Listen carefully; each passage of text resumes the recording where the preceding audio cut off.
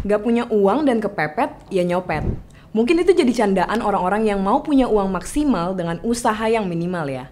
Nah tapi bercandaan ini sebenarnya ada di dunia nyata dengan rencana yang terukur dan memiliki tim alias komplotan yang gak main-main.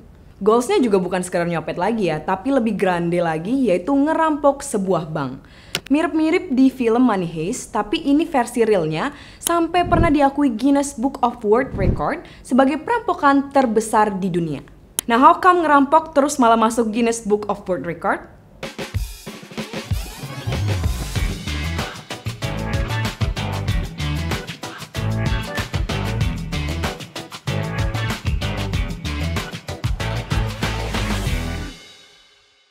Namanya perampokan Banco.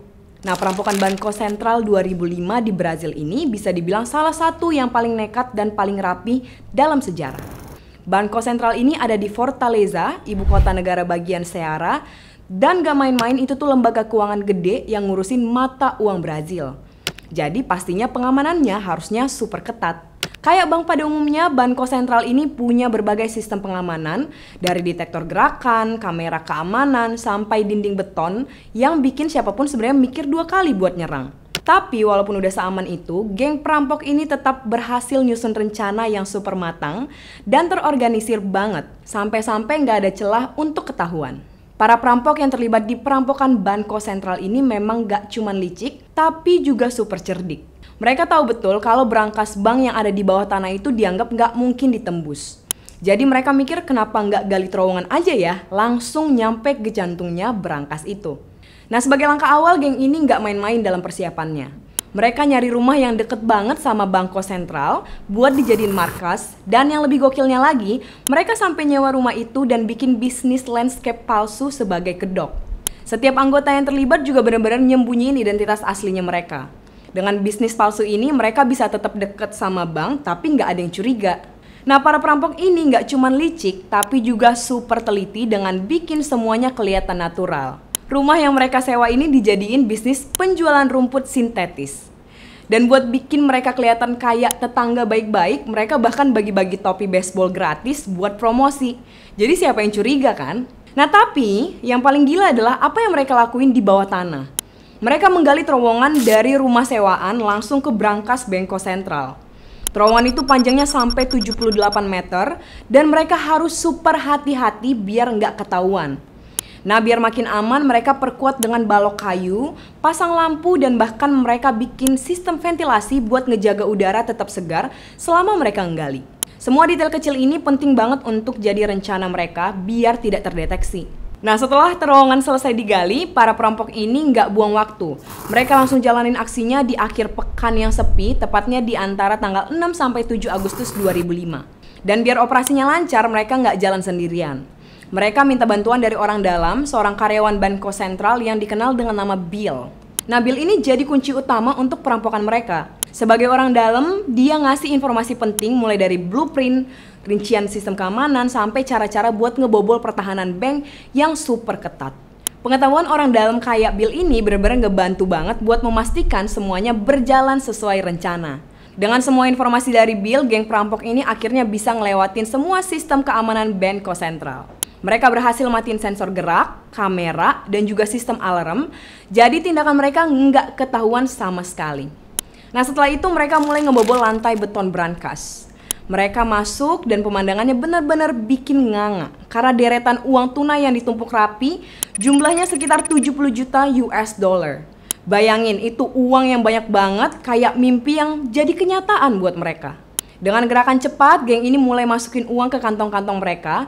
Dan saking banyaknya uangnya, mereka harus bolak-balik beberapa kali buat masukin semuanya ke dalam truk yang udah siap nunggu. Gak main-main, itu semua harus dilakukan dengan cepet banget biar gak ketahuan. Setelah selesai ngosongin brankas, mereka mundur lewat terowongan yang udah mereka buat dan pastiin jejak mereka gak ketahuan. Mereka ngelakuinnya dengan hati-hati banget, bahkan sampai ngisi terowongan dengan tanah dan pakai mekanisme cerdik biar terowongannya gak runtuh. Semua detail kecil ini mereka pikirin supaya kejahatan mereka tetap tertutup rapat dan bisa menunda pengungkapan selama mungkin. Nah di pukul 8.30 pagi di hari Senin 8 Agustus 2005, The Forensic Department dari Kepolisian Federal di Fortaleza, Brazil, nerima telepon yang bikin mereka kaget. ternyata ada perampokan besar di Banco Sentral. Nah, awalnya petugas mikir, mungkin cuma pencurian laptop atau barang-barang kecil aja. Tapi pas mereka sampai di lokasi, mereka langsung sadar kalau ini bukan pencurian biasa. Ternyata selama akhir pekan, para perampok udah berhasil ngebobol brankas bank dan ngambil uang dalam jumlah yang besar tanpa ketahuan sama sekali. Mereka nggak ngerusak sistem alarm dan nggak ada yang sadar tentang ini. Pihak berwenang pun langsung turun tangan untuk nyelidikin kejadian ini. Polisi mulai cari bukti dan gak lama kemudian mereka nemuin markas perampok lengkap dengan denah bank dan bahkan terowongan yang dipakai buat nyuri duitnya. Meskipun para perampok udah berusaha sekuat tenaga buat nutupin identitas dan operasi mereka, kerja keras polisi ini ternyata nggak sia-sia. Dengan analisis DNA yang tertinggal di TKP, akhirnya penyelidikan mereka mulai membuahkan hasil. Dan beberapa orang akhirnya berhasil ditangkap. Polisi nangkep 4 orang yang terlibat dan mereka juga nemuin lebih dari 2 juta US dollar dari 70 juta in total yang dicuri dari Banco Sentral. Uang tunai itu disembunyiin di 3 truk pick up yang semuanya ada di kendaraan pengangkut yang jaraknya beberapa ratus mil dari brankas bank. Juru bicara Kepolisian Federal Sabrina Albuquerque bilang ke The Associated Press kalau penyelidikan udah menemukan jejak dealer yang ngebawa kendaraan itu. Dan ternyata dealer itu dibayar untuk beli kendaraan dengan uang yang dicuri. Nah, pas polisi mencegat truk pengangkut di dekat kota Belo Horizonte, truk itu bawa 11 kendaraan dan mereka terpaksa berhenti untuk ngecek. Nah, hasil pencarian selanjutnya bikin shock karena ternyata sekitar 2 juta dolar itu disembunyiin di dalam jok, bodi mobil, sama ban serep beberapa pick up.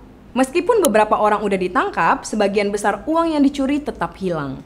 Ada yang bilang uang itu udah dicuci, sementara yang lain bilang kalau duit itu udah diselundupin keluar dari Brazil. Ini nunjukin kalau geng itu udah nyebarin dan nyembunyiin uangnya sebagai langkah pencegahan biar mereka nggak ketahuan. Meskipun beberapa orang udah ditangkap dan sebagian uang berhasil dikembalikan, banyak dari pelaku utama perampokan ini yang nggak pernah diadili. Nah, perampokan Banco Sentral ini tetap jadi salah satu jejak yang paling berani dalam sejarah kriminal Brazil. Kejadian ini nggak cuma nunjukin betapa cerdiknya jaringan perampok yang terorganisir, tapi juga kerentanan sebuah lembaga keuangan yang kelihatannya mungkin nggak bisa ditembus. Nah, peristiwa ini akhirnya membuat bank-bank di Brazil merenungkan kembali sistem keamanannya, yang berujung dalam peningkatan besar dalam protokol keamanan di seluruh negeri. Nah, itu dia cerita tentang perampokan bank terbesar yang bahkan sampai masuk Guinness Book of World Records. Cerita apa lagi nih yang mau kita bahas selanjutnya? Komen di bawah ya.